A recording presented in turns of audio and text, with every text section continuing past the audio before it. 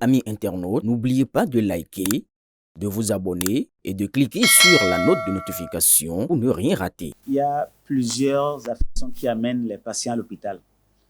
Et évidemment, selon l'appréciation de chacun, il y a un degré d'urgence.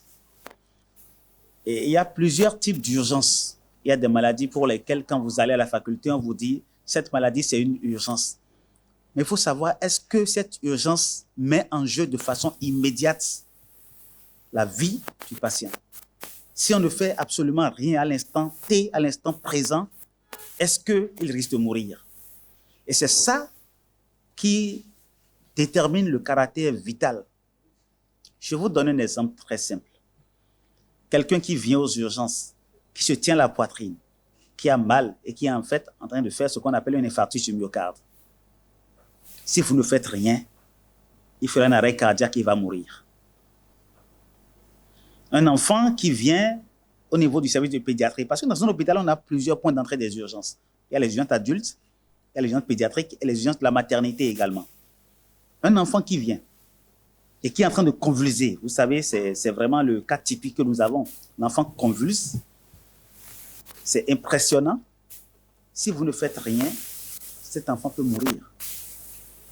Et quand je vais à la maternité, par exemple, vous avez une femme qui est en train de... Elle a accouché peut-être, elle est en train de saigner à flot.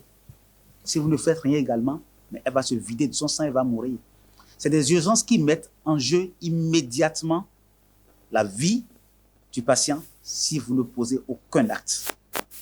Par contre, il y a des situations d'urgence pour lesquelles la mort n'est pas là tout de suite immédiatement.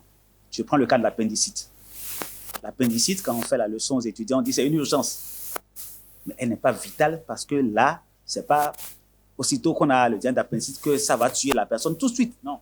Donc c'est pour ça que nous avons focalisé l'attention, le président a focalisé l'attention sur ce qui peut tuer tout de suite si on ne fait absolument rien dans une structure sanitaire. Ce qui va changer aujourd'hui, ce qui est en train de changer, c'est qu'au niveau du service des urgences aujourd'hui, là, tout de suite là, il y a une série de médicaments qui ont été identifiés par rapport à ce qu'on peut déterminer comme urgence vitale. C'est pas une masse. Mais tous ces médicaments-là sont disponibles dans une armoire au niveau du service des urgences. Dès que le patient vient, et on sait que c'est de ça qu'on a besoin, on tend la main, on prend, on soigne. Le temps après qu'il aille à la pharmacie pour aller faire les formalités qu'on sort après. Mais là, dès qu'il arrive, on ne calcule rien du tout. Après, ce qui préoccupait les hôpitaux, c'était les questions de recouvrement. Et le président l'a dit, on soigne d'abord et après, on discute des questions de recouvrement.